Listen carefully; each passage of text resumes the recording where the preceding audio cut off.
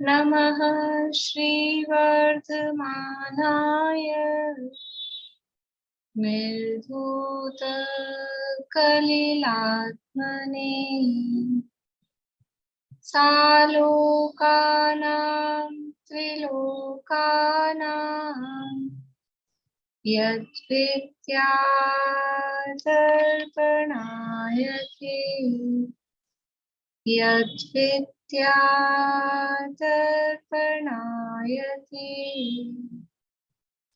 सकल पाप मल प्रक्षालक श्रीवर्धमान को करुणमन लोकालोक प्रकाशित करने जिनकी विद्या है दर्पण जिनकी विद्या है दर्पण। सूत्र पाठ करेंगे।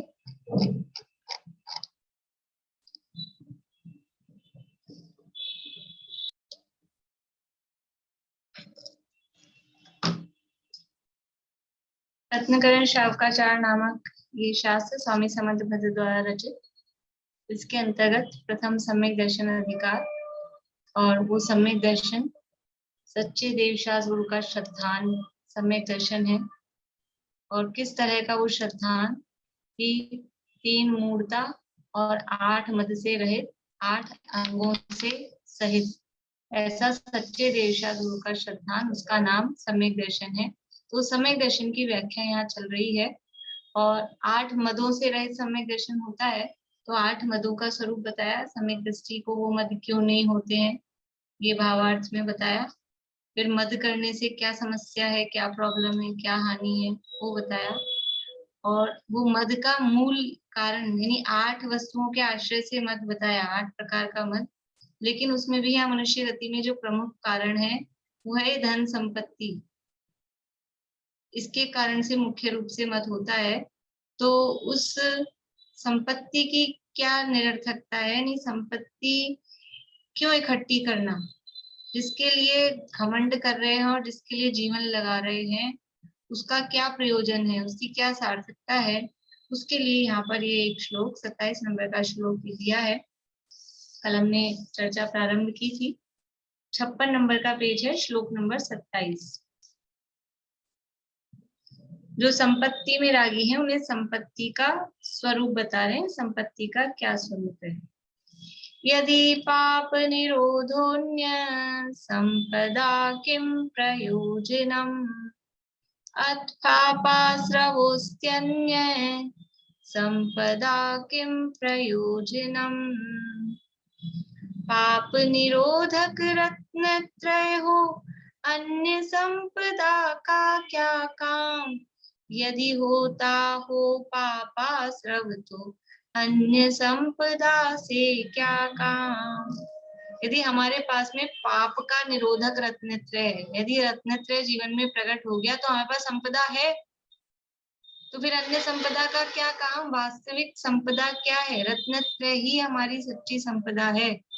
और वो कैसी है, पाप की निरोधक, पाप का आश्रव जिससे रुकता है, जो पाप को नहीं आने देती है, ऐसा वो रत्नत्रय संपदा है। तो जब ये रत्नत्रय रूपी संपत्ति हमारे पास में है, हमारे पापों का निरोध हो गया है, तो अन्य संपदा से क्या काम। फिर ये बाहरी संपदा से मतलब क्या है, वो अपने आप ही आती रहेगी, उसे हमको कोई प्रयोजन नहीं है। और यदि होता हो पापाश्रव तो अन्य संपदा से क्या काम। और यदि पापाश्रव चालू ही है तो कितनी संपदा इकट्ठी कर लो, फिर भी क्या होगा कि वो कोई संपदा टिकने वाली नहीं है। यदि पाप होना रुक गया है तो संपदा मत इकट्ठी करो, तो भी वो आएगी अपने आप ही। और जो पाप का होना रुक गया है वो ही असली संपदा है। वो जो रत्नत्रय जीवन में प्रकट हुए तभी पापों का असर रुका है, तो वो ही वास्तविक संपदा है। ये बाहरी संपदा तो अपने आप आएगी। और यदि पापों का आश्रव नहीं रुका है, पाप आश्रव चालू है, तो कितनी ही इकट्ठी करके रखो, वो सब खत्म हो जाने वाली है, समाप्त हो जाने वाली है। इसलिए ये क्या प्रयोजन है, संपदा को इकट्ठी करने से क्या मतलब है, कोई प्रयोजन नहीं है, ये यहाँ पर कह रहे हैं। नहीं, संपत्ति के प्रति हमारी विरक्ति हो, धन को इकट्ठा करने जोड़ने के प्रति जो आसक्ति है वो आसक्ति कम हो, उसके लिए ये श्लोक यहाँ पर दिया गया है। देखिए अर्थ पढ़ते हैं। सम्यक दृष्टि विचार करता है, यदि मेरे ज्ञानावरण आदि अशुभ पाप प्रकृतियों का आश्रय होना रुक गया है, तो अब मेरे पास जितनी संपत्ति है उससे अधिक संपत्ति प्राप्त हो जाने से मुझे क्या प्रयोजन है।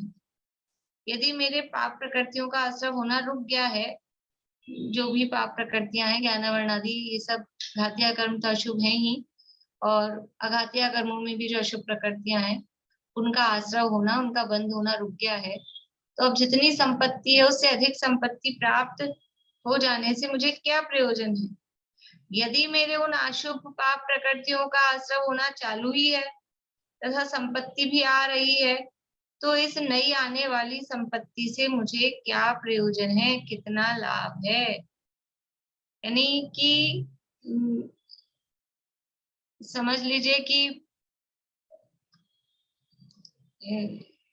पाप का आश्रय चालू है, पाप का आश्रय चालू है, तो अब ये नई संपत्ति से क्या मतलब है, क्योंकि जो पाप का आश्रय चालू है यानी पाप बंद हो रहा है, इसके कारण से ये संपत्ति को भोगा नहीं जा सकेगा। संपत्ति जो आ रही है तो उसको भोगना भी कब होता है, घर में समझ लो हम कहते हैं पुण्य के उदय से सामग्री प्राप्त हुई, पुण्य के उदय से सामग्री प्राप्त हुई, ये सामान्य कथन है, लेकिन वो प्राप्त हो गई, इसमें एक अलग पुण्य खर्च हो गया, और फिर हम उसको भोग पा रहे हैं कि नहीं भोग पा रहे हैं, उसके लिए अलग पुण्य चाहिए। कितने लोग दुनिया में ऐसे आपने देखे होंगे कि घर बनाया, खूब अच्छा नया बड़ा घर बनाया, और फिर क्या होता है कि उसमें रह नहीं पाते। कुछ तो ऐसे होते हैं कि वो घर बनते बनते ही उनका जीवन पूरा हो जाता है तो नहीं रह पाते। कुछ ऐसे होते हैं कि वो घर बनाया लेकिन किसी ने, अड़ोसी ने पड़ोसी ने कोई केस कर दिया, कोई वो हो गया तो उस पे स्टे लगाया, आप रह नहीं सकते हो। कुछ ऐसे होते हैं कि घर बनाया रहने को, और फिर क्या हुआ कि कहीं जॉब थी, कुछ था तो ट्रांसफर हो गया, फिर कहीं जाके दूसरी जगह किराए के मकान में ही रहना पड़ रहा है। मतलब कुछ भी समस्याएं हो सकती है ना, अलग अलग परिस्थितियां पर दिखती हैं ऐसी। कोई ऐसा है घर बनाया सब किया और फिर स्वास्थ्य प्रतिकूल हो गया तो फिर उस घर से जाना पड़ा, कभी आर्थिक समस्या हो गई तो उस घर को बेच देना पड़ा, ये सब है कि नहीं। तो उसको भोगने के लिए भी तो पुण्य चाहिए। तो ये संपदा इकट्ठी कर ली, लेकिन पाप का असर चालू है, पाप का असर चालू है मतलब पाप बंध रहा है, तो अब वो पुण्य कहाँ है कि तुम उसको भोग सको। घर में घी के पीपे भरे पड़े हों, लेकिन वो हार्ट की प्रॉब्लम हो रही है, डायबिटीज हो रही है, दुनिया भर की बीमारियां हैं, अब क्या है, लूखी रोटी खानी पड़ती है। तो उस संपदा से क्या प्रयोजन है। आप कितने घी के पीपे भरो, हमारे को क्या फर्क पड़ने वाला है, हमको तो लूखी रोटी खानी है। इस संपदा से क्या प्रयोजन है। तो अगर पाप का आश्रय चालू है तो कितनी संपत्ति इकट्ठी करते रहो, वो आपको उसको भोगने का पुण्य नहीं हो पाएगा, क्योंकि पुण्य कर ही नहीं रहे हो, पाप का ही आश्रय चालू है, तो भोग नहीं पाओगे। तो फिर इकट्ठी करने से क्या प्रयोजन है, जब भोग ही नहीं पाएंगे तो फिर इकट्ठा करने से क्या प्रयोजन है, वो बात यहाँ पर कह रहे हैं। जैसे ऐसा हो कि अपने को कोई समझ लीजिए कोई टिकट मिल रहा है अपने को, हम यहाँ पर हैं, आज जैसे 14 तारीख है, मान लो हम कहीं से आए हैं, हम यहाँ पर 15 तारीख तक हैं, और कोई हमको कह रहा है जयपुर में कोई कार्यक्रम है और आपको 1-1 लाख रुपए का टिकट है, हम आपको फ्री के पास दे रहे हैं, लेकिन वो कार्यक्रम 20 तारीख को है, तो क्या प्रयोजन है वो टिकट लेने से जब हम यहाँ रहेंगे ही नहीं, तो उसका क्या प्रयोजन है। ऐसे ही हम संपदा इकट्ठी करें लेकिन क्या प्रयोजन है, जो हम उसको भोग ही नहीं पाएंगे, क्योंकि पाप के उदय में संपदाएं नहीं भोगने में आती है, पाप के उदय में तो आपदाएं आती है, ये यहाँ पर कह रहे हैं। देखिए भावार्थ, इस जीव की त्याग रूप संयम रूप प्रवृत्ति द्वारा पाप का आश्रय होना यदि रुक गया है तो अन्य जो इंद्रियों के विषयों की संपदा राज्य ऐश्वर्य रूप संपदा हो गई, तो उस संपदा से क्या प्रयोजन होगा, सिद्ध होगा। यानी इस जीव की त्याग रूप संयम रूप प्रवृत्ति, ये ऐसी प्रवृत्ति है कि वो त्याग रूप वृत्ति है, संयम रूप प्रवृत्ति है। उसके पाप का आश्रय होना यदि रुक गया है, तो फिर अन्य जो इंद्रियों की विषयों की संपदा राज्य ऐश्वर्य है, तो उससे उसका क्या प्रयोजन है। अब किसी ने समझ लो नियम ले लिया कि हमें तो सफेद वस्त्र पहनने, ऐसा नियम ले लिया। अब कोई उसको रंगीन कपड़े ला के दे अच्छे डिजाइन वाले, तो अब क्या प्रयोजन है। तो उसकी त्याग रूप संयम रूप प्रवृत्ति है। अब ये बाहर में ये इंद्रियों की विषयों की संपदा ये सब मिल रही है, तो उसे क्या प्रयोजन सिद्ध है, कोई प्रयोजन सिद्ध नहीं है उनको इकट्ठा करने से। आश्रव रुकने से तो निर्वाण संपदा अहमिंद्र लोक की संपदा प्राप्त होती है। ये जो आश्रव रुका है ना, पाप का आश्रव रुका है, उसका परंपरा फल तो क्या है, परंपरा फल तो निर्वाण की प्राप्ति, मोक्ष की प्राप्ति, या मतलब मूल प्रयोजन तो मोक्ष की प्राप्ति है, और वो साक्षात रूप से नहीं प्राप्त हो रहा है, तो स्वर्ग आदिक अहमिंद्र लोक की संपदा, इसके बाद फिर बाद में स्वर्ग मोक्ष जाएगा। तो ये जो आश्रव रुका है पाप निरोधो, ये पाप का निरोध हुआ है, तो इसका असली प्रयोजन या असली फल या असली संपदा वो तो है कि हमें स्वर्ग मोक्ष की प्राप्ति, अभ्युदय की प्राप्ति, ऊर्ध्व गति की प्राप्ति हो, वो उसका असली प्रयोजन है। ये देखिए आगे, इस खाक धूल समान क्लेश से भरी क्षण भंगुर संपदा से क्या प्रयोजन है। कैसे वे खाक है, खाक, ये धूल समान, ये जो संपदा कैसी कैसे शब्द दिए हैं, ये खाक धूल समान क्लेश से भरी और क्षण भंगुर, ऐसी संपदा से क्या प्रयोजन है। जब हमारे पाप रूप हमारी प्रवृत्ति नहीं, देखो जो कल अपन ने अर्थ किया था ना पाप भाव, तो यहाँ जो दिया ना त्याग रूप संयम रूप प्रवृत्ति द्वारा, यानी उसके भाव कैसे है, पाप रूप प्रभाव नहीं है, त्याग रूप भाव है। पाप का अपोजिट क्या होता है, व्रत, हिंसा नृत या ब्रह्म परिग्रहेभ्यो विरति व्रतम, यानी 5 पाप रूप प्रवर्तन करना वो तो पाप है, और 5 पापों से विरक्त होना यानी उनका त्याग करना वो व्रत है। तो ये पापों का त्याग जीवन में से हुआ।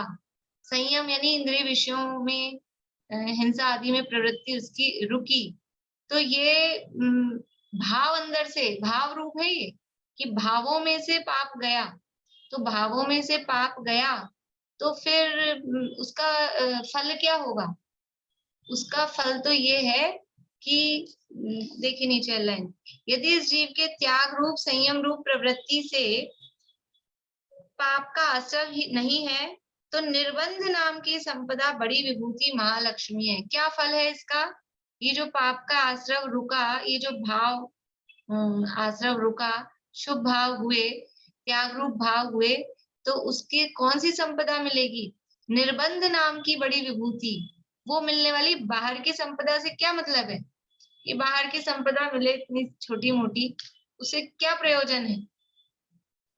अब जिसको समझ लो कि प्रधानमंत्री का पद मिलने वाला है किसी को, और आके कोई जो अपने मोहल्ले के गांव के लोग आके माला पहना रहे, राज तिलक कर रहे हैं, उससे उसको क्या मतलब है, तो मैं पूरे देश में पूजूंगा। अभी छोटे मोटे इतने से मान सम्मान से क्या मतलब है, कर भी रहा है तो वो तो हो रहा है, ठीक है। तो ये बाहर की संपदा से उसको प्रयोजन नहीं है, क्योंकि बड़ी चीज मिलने वाली है ना।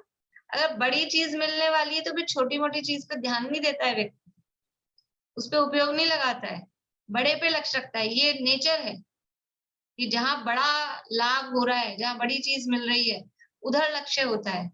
तो जब हमारे भाव अच्छे हो गए हैं, भावों में से पाप चला गया है, पाप का निरोध हो गया है, तो ये बाहरी, और कैसी है ये, धूल समान, खाक, खाक जैसी है ना, खाक में मिल जाए, खाक हो गई, यानी कुछ नहीं, ये धूल है। और क्लेश से भरी, ये बाहर की इस संपदा में समस्या ही समस्या है, इसको अर्जित करने में समस्या, इसको बनाए रखने में समस्या, इसको खर्च करने में समस्या।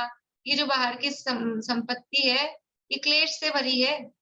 कितनी समस्याएं हैं, जरा में ही गड़बड़ हो जाए, कहीं का कहीं कुछ का कुछ हो जाए। क्लेश से भरी ऐसी क्षण भंगुर, और कैसी है ये संपदा? क्षण भंगुर है, इंद्रधनुष के समान, बिजली की चमक के समान, आज है कल नहीं है, इस तरह की है क्षण भंगुर। इस संपदा से क्या प्रयोजन है? देखो, जब तक इससे कष्ट नहीं हो ना अपने को, तब तक तो बढ़िया लगती है।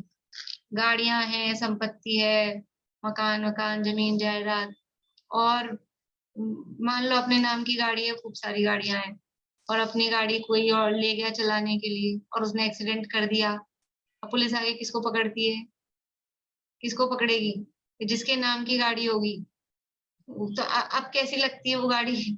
वो संपदा ऐसी, और कहीं जमीन जायदाद हो और उसमें कोई के ऐसे डिस्प्यूट हो गए हो, कोर्ट कचहरी के काम हो गए हो, तो कैसी लगती है वो? जी का जंजाल लगता है। ऐसे क्लेश से भरी है ये।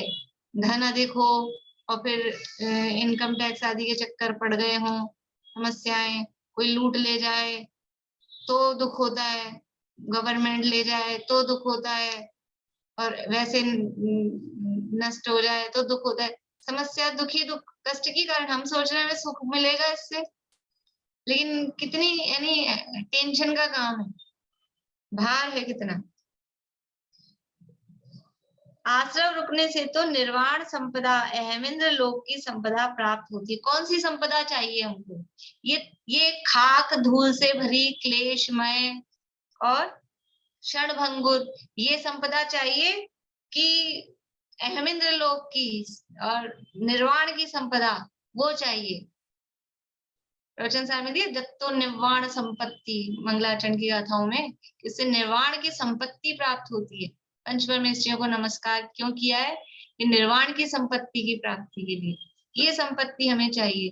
तो जिसके पाप का आश्रव रुक गया है, मतलब कि जिसकी त्याग संयम रूप प्रवृत्ति है, मतलब कि जीवन में जिसने धर्म प्रकट किया है, रत्नत्रय प्रकट किया है, तो उसको ये बाहरी संपदा तो धूल दिखती है, उसको तो वो लक्ष्मी दिख रही है, उसकी नजर तो वहां है।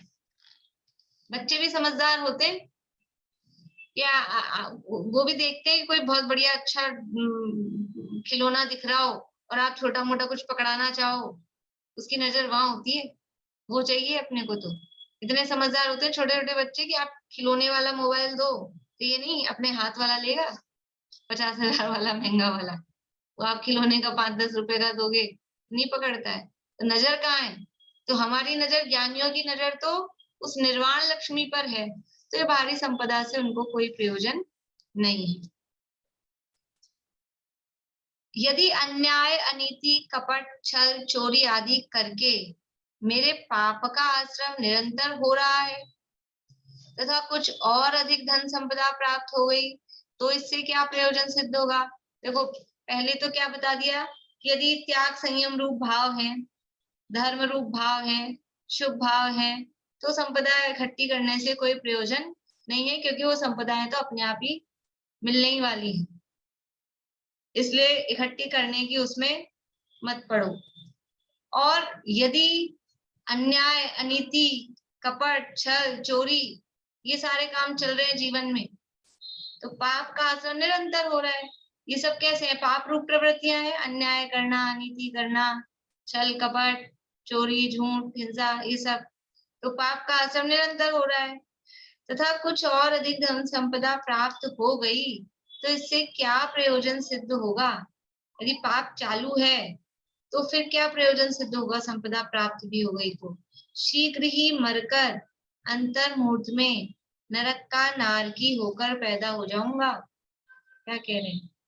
यदि ये पाप का आश्रव बंद नहीं हुआ, ये नल बंद नहीं हुआ पाप का, वो आता ही जा रहा है, तो कितनी इकट्ठा कर लो यहाँ पर संपदा, क्या होगा? बहु आरंभ परिग्रहत्वम नारकस्य आयुष्य। क्योंकि वो पाप कर क्यों रहा है और संपदा में तो आसक्ति है, और उस संपदा के लिए पाप पाप, क्योंकि देखो जो अधिक संपत्ति की प्राप्ति होती है ना, ये सामान्य कथन है, 100% नहीं लगाना, लेकिन एक कथन इस तरह का आता है, आत्मानुशासन में भी श्लोक आता है इस तरह का कि नदियां तालाब उस स्वच्छ जल से नहीं भरते हैं, कोई साफ सुथरे छने हुए पानी के नदी तालाब नहीं भरते हैं, वो सब गंदे पानी से ही भरते हैं नदी तालाब। तो यानी बहुत अधिक धन संपदा आ रही है तो कि बहुत आप बिल्कुल कोई पाप उसमें नहीं हो रहा है, कोई आरंभ नहीं हो रहा है, ऐसा नहीं होता है। वो तो आरंभ तो उसमें होता है, वैसे भी व्यापार धंधा जो भी है वो बिना आरंभ का काम तो है नहीं, कुछ ना कुछ तो आरंभ है ही। तो ऐसे ही बिना आरंभ के ही बिना पाप के संपदा आ रही हो ऐसा नहीं है। तो वो जो संपदा बढ़ाने में लगा जा रहा है उसके लिए क्या कर रहा है कि उसके लिए फिर पाप पाप कर रहा है। तो पाप भाव नहीं मिटा क्योंकि संपदा के प्रति आसक्ति है, और अन्याय अनीति छल कपट चोरी ये सारे भाव उसमें फिर होते ही होते हैं। अन्याय भी करेगा, छल कपट भी करेगा, संपदा की प्राप्ति के लिए, उसको बनाए रखने के लिए, उसको टिकाए रखने के लिए ये सारे काम भी करने पड़ेंगे। तो वो पाप तो आ रहा है, बंध रहा है। तो जब वो पाप बंध रहा है तो अधिक संपदा हो भी गई तो क्या प्रयोजन सिद्ध होगा कि कितने दिन की संपदा इकट्ठी करके यहाँ खुश हो लोगे, शीघ्र ही नरक में जाके पड़ेंगे। फिर कहाँ मिलेगी संपदा? फिर नरक में कौन सी संपदा आएगी? गाड़ी घोड़े बंगले मोटर कार हवाई जहाज हेलीकॉप्टर क्या आएगा? फिर मारो काटो के अलावा कुछ नहीं है। तन पे वस्त्र भी नहीं होते हैं नरक में। किसान में तो बड़ा सेठ था, नरक में गया तो अब थोड़ी वहां का जैसे यहाँ होता है ना जेल में कोई बहुत बड़े आदमी को जेल हुई हो तो ए ग्रेड की जेल होती है, 5 स्टार जैसी जेल होती है। साधारण आदमी को साधारण जेल होती है, जो अपन जिसको जेल समझते हैं घटिया सी, वो तो साधारण आदमी के लिए, बड़े बड़े लोगों के लिए तो वो 5 स्टार होटल जैसी जेल होती है। तो वहां नरक में जाके कोई कहे कि मैं तो बहुत बड़ा आदमी था, चक्रवर्ती शुभम चक्रवर्ती ब्रह्मदत्त चक्रवर्ती, तो वो वहां जाके कहे मैं तो चक्रवर्ती था, तो यहाँ थोड़ी सी तो फैसिलिटी दो। तो फैसिलिटी मिलती होगी कुछ नरक में कि साहब ये चक्रवर्ती महाराजा थे, थोड़े से कंसेशन? कोई कंसेशन नहीं है। राजा श्रेणिक गए नरक में कि मैं तो तीर्थंकर होने वाला हूँ, अभी कोई कंसेशन नहीं है। वो 6 महीने पहले मिलेगा थोड़ा कंसेशन, अभी तो कोई कंसेशन नहीं। अभी तो जैसे सामान्य नारकी है वैसे वो है सब। यद्यपि उनका उदाहरण अभी इस प्रसंग में नहीं देना चाहिए क्योंकि यहाँ तो मिथ्या दृष्टि की बात चल रही है, लेकिन मैं नारकियों की समानता दिखाने के लिए कि नरक में तो सबकी वही स्थिति है। तो यहाँ संपदा इकट्ठी कर रहे हो, पाप भाव गया नहीं है, ये संपदा क्या काम की है, कितने दिन रहने वाली है, उसका फल क्या मिलने वाला है? यहाँ तो भोग नहीं पाता है, इकट्ठी करने करने करने में ही जीवन पूरा हो जाता है, भोग भी नहीं पाता है। और फिर क्या होता है, क्या भोगता है जाके? नरक में जाके डंडे भोगता है, तिरंज में जाके दर दर भटकता है, यही कर पाता है। बोलिए भाई साहब। जिनके जीवन में अन्न अनित अभक्त से बचना नहीं होता है तो वो उनकी संपत्ति भी जो व्यसनों में जाती है, और फिर जो है शारीरिक रोग भी और तरह तरह की आपत्तियां उनके सामने खड़ी हो जाती हैं। जो अपना जीवन सादगी से व्यतीत करते हैं उन्हीं के संपदा सही में जो है भोगने में आ पाती है। सही बात है। मतलब मुख्य रूप से अगर आपका जीवन, वो तो पूर्व पुण्य पाप के उदय तो उसमें साथ में है ही, लेकिन जिनका जीवन अन्याय अनित्य भक्ष से रहित नहीं है, यानी त्याग रूप संयम रूप नहीं है अगर जीवन, तो स्वच्छंद रूप से जीवन है, तो सब कुछ खाना पीना व्यसनों में सब लगे हैं सब तरह के, तो शारीरिक रोग भी उनको हो जाते हैं, शारीरिक रोग हो जाते हैं, मानसिक टेंशन है दुनिया भर की वो हो जाती है। तो उससे क्या होगा कि अभी जो संपदा इकट्ठी की भी है, पापों में प्रवृत्ति रुकी नहीं है, व्यसनों में लगे हैं, तो ये संपदा अब किस में जाएगी? वो संपदा उस रोगों का इलाज करने में, कि आपके कोई अन्याय आदि के कारण जो कोई झगड़े टंटे कुछ हो गए हैं, कोर्ट कचहरियों के काम हो गए हों, तो वकीलों के पैसा लगाने में, डॉक्टरों में पैसा देने में, इसको घूस खिलाने में, उसको घूस खिलाने में, इसी में संपदा का सारी पूरी हो जाती है, इसी में पैसा चल जाता है। पैसा खूब कमाया, कैसे भी तरीके से कमाया, और फिर उसको बचाने के लिए मान लो उसमें कोई समस्याएं हुई व्यापार धंधे में, तो उसको बचाने के लिए इसको इतना पैसा दे रहे हैं, इसको इतना पैसा दे रहे हैं, इसको इतना पैसा दे रहे हैं कि तू चुप रहे, तू चुप रहे, तू चुप रहे, वो सब बराबर हो गए, जीरो हो गया। तो क्या प्रयोजन है? यदि पापों का आश्रय होना रुका नहीं है तो ये संपदा इकट्ठी करने से क्या प्रयोजन है? ये संपदा ऐसे ही चली जाने वाली है, जिस तरह से कमाया होता है उसी तरह से चला जाता है। और यदि पापों का आश्रय होना रुक गया है, यानी भाव त्याग रूप संयम रूप हो गए हैं, तो फिर वैसे ही कोई प्रयोजन नहीं, मतलब ही नहीं ना, हमको जरूरत ही नहीं, हमको काम ही नहीं आने वाला है। किसी व्यक्ति ने वाहन में बैठने का त्याग कर दिया, मैं तो वाहन में नहीं बैठूंगा, अब उसके घर में 4 गाड़ियां खड़ी हो कि 10 गाड़ियां खड़ी हो, क्या मतलब है? जब वाहन का ही त्याग है तो गाड़ियां खड़ी करने से क्या प्रयोजन? ऐसे ही उसकी त्याग रूप संयम रूप प्रवृत्ति है, तो फिर ये संपदा इकट्ठी करने से क्या प्रयोजन? कोई प्रयोजन नहीं। यदि अन्याय अनीति कपट छल चोरी आदि करके मेरे पाप का आश्रम निरंतर हो रहा है तथा कुछ और अधिक धन संपदा प्राप्त हो गई, तो इससे क्या प्रयोजन सिद्ध होगा? शीघ्र ही मरकर अंतर्मुहूर्त में नरक का नारकी होकर पैदा हो जाऊंगा। सम्यक दृष्टि को तो पाप कर्म के आश्रय होने का बड़ा भय है। सम्यक दृष्टि को तो संपदा आ रही है, जा रही है, नहीं रुक रही है, इसका कोई उसको चिंता नहीं है। उसको तो ये चिंता है ये कर्म नहीं आ रहे हूँ, ये पाप कर्म नहीं आ रहा है मेरे, उसको इसका बड़ा भय है। भय है, आपने तो पीछे कहा था निशंकित निर्भय होता है सम्यक दृष्टि, कि ऐसा निर्भय नहीं होता है, वो दुनिया का भय नहीं है लेकिन संसार का भय तो है। ये पापों का असर, पाप से तो डरता है, संसार से डरता है, संसार से भय ये तो उत्पन्न कराते हैं संवेग भावना में कि डरो संसार से। ये पंच परावर्तन का स्वरूप क्यों बताया? कि थोड़ा डर लगे कि इतना इतना काल ऐसे ऐसे संसार में घूमे और नहीं समझे नहीं संभले तो फिर घूमना पड़ेगा। तो सम्यक दृष्टि को तो पाप कर्म के आश्रय होने का बड़ा भय है। वह तो पाप का आश्रय रुक जाने को ही महासंपदा का लाभ मानता है कि हमारे पाप का आश्रय रुक गया, पाप भाव होना रुक गया, ये ही सबसे बड़ा महालाभ है। इससे बड़ा लाभ और क्या होगा? इस संसार की संपदा को तो पराधीन दुख देने वाली जानकर इसमें लालसा नहीं करता है। ये जो संसार की संपदा है ये कैसी है? पराधीन है, दुख देने वाली है, इसकी वो इच्छा ही नहीं करता है। बाहरी संपत्ति की इच्छा सम्यक दृष्टि को होती नहीं, दुनिया के धन वैभव ऐश्वर्य इनकी इच्छा, देखो जिसको इच्छा नहीं होती है, निकांक्षित, निकांक्षित अंग पढ़ा था अपन ने, निकांक्षित अंग का क्या स्वरूप है? बोलिए भाई श्लोक।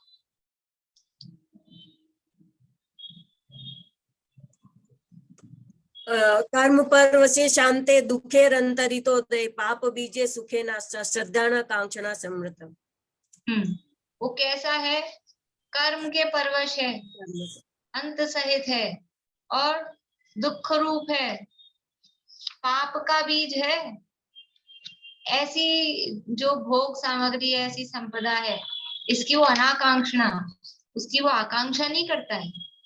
ये पाप का बीज है, बाहर की जो संपदा है ये पाप का बीज है, इसके माध्यम से पाप होगा ही होगा।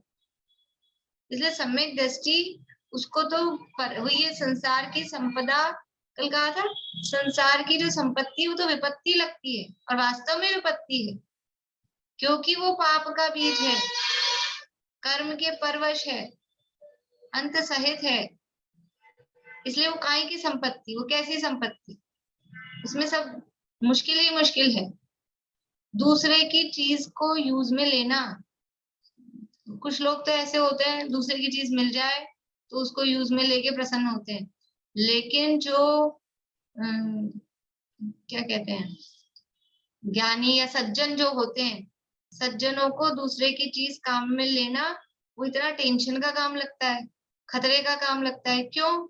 क्योंकि अपनी चीज को काम में लो, कैसे भी लो, खराब हो जाए बिगड़ जाए कोई टेंशन नहीं, भी अपनी है, बिगड़ गई तो भाई चलो, लेकिन दूसरे की है, अब वो खराब हो जाए बिगड़ जाए तो कितनी उसको क्या जवाब देंगे, क्या कहेंगे? वो क्या सोचेगा? तोड़ दी, खराब कर दी, बिगाड़ दी। तो ये जो बाहर की संपत्ति है, सामग्री है, ये तो कर्म की है, दूसरे की, अपनी नहीं है, वो कर्म के पराधीन है।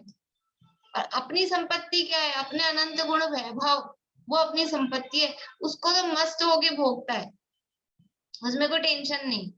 लेकिन ये बाहर की संपत्ति को भोगना, ये हेडक का काम है, टेंशन का काम है, आकुलता का काम है, ये विपत्ति है, आपदा है। इसलिए वो इसमें लालसा नहीं करता।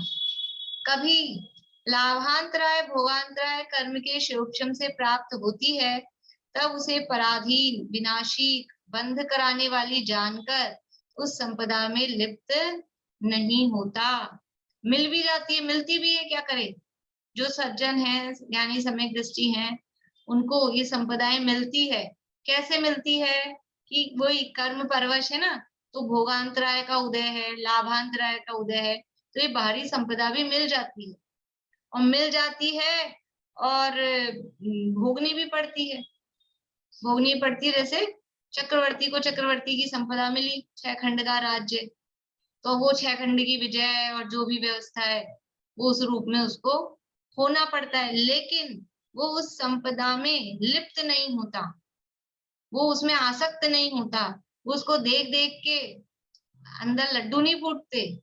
वो क्या समझता है? ये पराधीन है, विनाशी के, बंद कराने वाली है, ऐसा विचार करके उसे अनासक्त रहता है। भोगता हुआ दिखता है लेकिन अनासक्त भाव से भोगता है।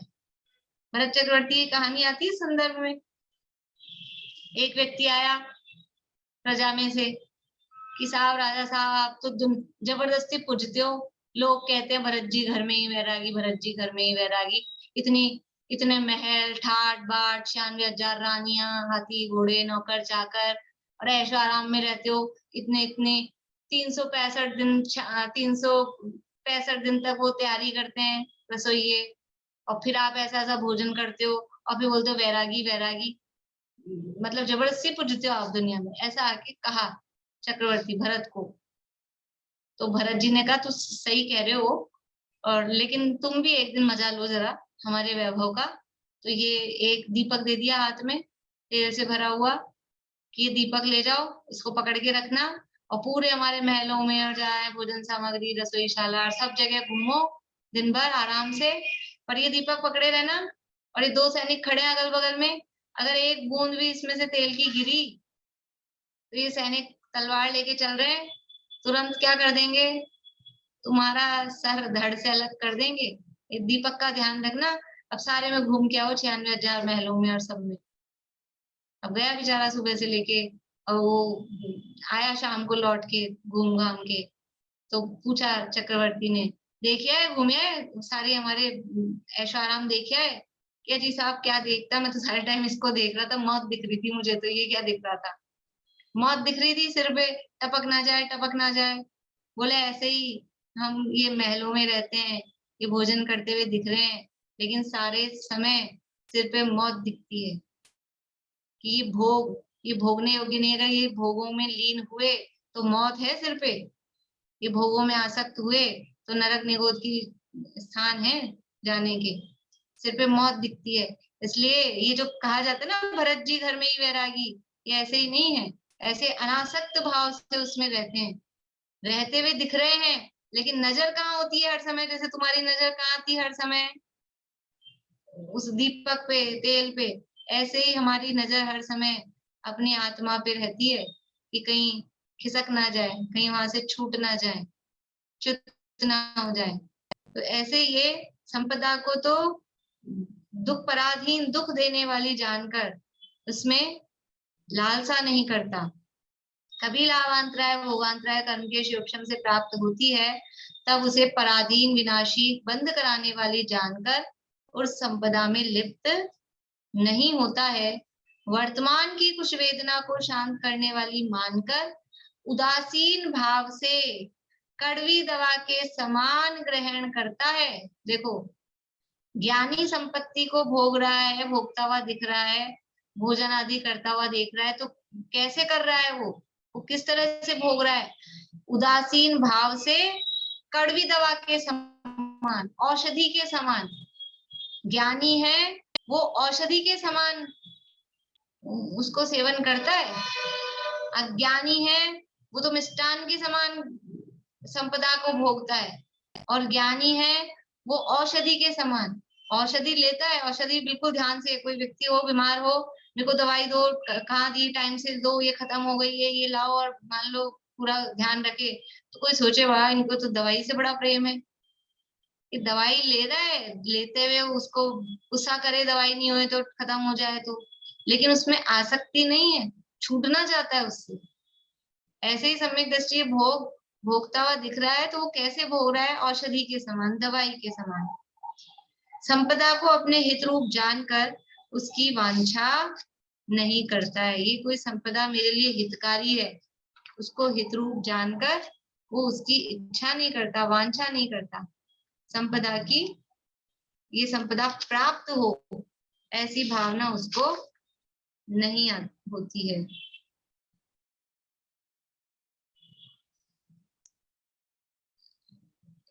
इस प्रकार से ये यहाँ पर जो मद संबंधी प्रकरण था वो यहाँ पूरा हुआ। अभी देखो अपन ने एक बात की थी एक दिन कि 6 डाला में 25 दोषों से रहित सम्यक दर्शन कहा, और यहाँ पे केवल 3 मूर्ता और 8 मद से रहित ही कहा। तो ये क्या चक्कर है? तो फिर हमने क्या जवाब दिया था? अभी समय हो गया, आप लोगों से नहीं पूछ रही हूँ, कि वो 3 मूर्ता में 6 अनायतन उसमें शामिल है। तो श्लोक में तो अलग से नहीं दिया, लेकिन यहाँ टीका में सदाशिव दास जी ने ये 6 अनायतन का स्वरूप भी यहाँ पर साथ में दिया है। तो इस श्लोक संबंधी प्रकरण तो यहाँ पूरा हो गया है। अब आगे 6 अनायतन का स्वरूप और सम्यक संबंधी भी जो चौथे श्लोक में जो प्रकरण था, वो प्रकरण भी यहाँ एक बार अब पूरा हुआ है। तो सम्यक किस प्रकार से उत्पन्न होता है, सम्यक के कितने भेद हैं, वो सारी चर्चा भी ये यहाँ टीका में दे रहे हैं। इसके बाद में फिर सम्यक दर्शन की महिमा के श्लोक चलेंगे, कि जो सम्यक दृष्टि है तो हमें सम्यक दर्शन प्राप्त करने की प्रेरणा मिले, और सम्यक दृष्टियों की क्या क्या स्थिति होती है, कैसी महिमा होती है। अब आगे वो श्लोक चलेंगे। तो अब ये 6 अनायतन का स्वरूप और इसके बाद में सम्यक की उत्पत्ति किस प्रकार होती है, किसको होती है, ये सारा प्रकरण आगे इसी श्लोक के बाद में चलेगा। कल करेंगे।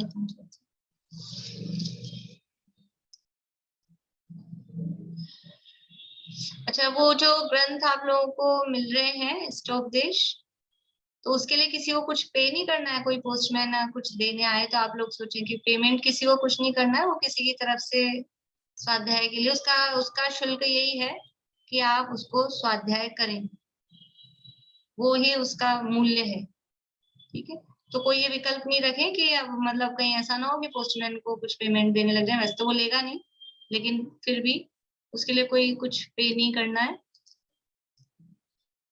ये सब हैंड रेस क्यों है?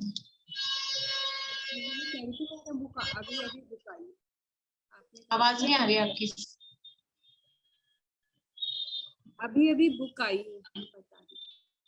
ठीक है, अभी आप लोगों के पास आ गई, तो अभी यहाँ नहीं बताया, अच्छी बात है, मतलब आने लगी है लोगों के पास में।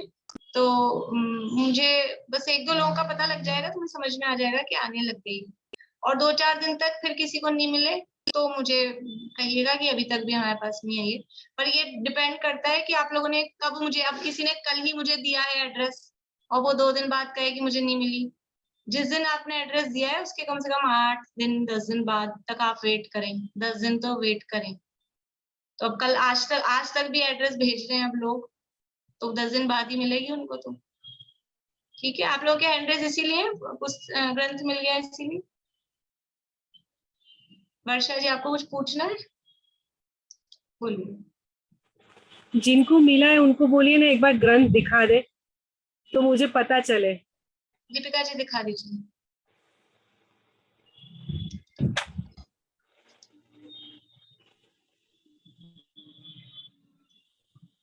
एक मिनट आपकी वो अनम्यूट करती हूँ। अच्छा ठीक है, इधर हाँ भाई साहब दिखा रहे हैं, इनको देख लीजिए। ये ऐसा है, इसके साथ समाधि तंत्र भी आया होगा। 2 ग्रंथ आएंगे, एक स्तोपदेश और एक समाधि तंत्र। ये 2 ग्रंथ आएंगे आपके पास, सभी के पास में। इसमें टीका टीका किनकी है? टीका वही एक मिनट रुकिए।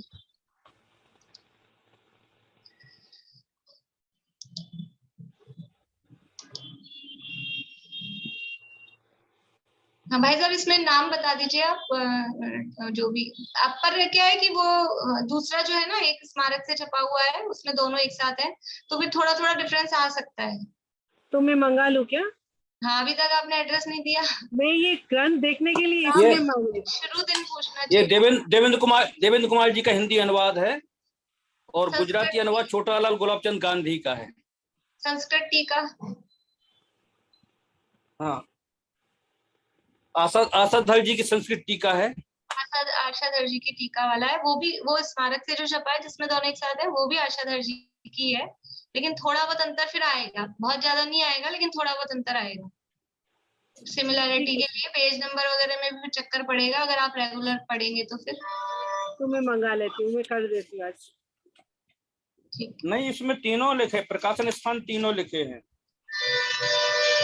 तो या तो अब आप 1-2 दिन देख लीजिए, सेम हो रहा है तो फिर जैसे भी, नहीं तो मंगा लीजिए। ये चलिए, जय श्री कृष्ण।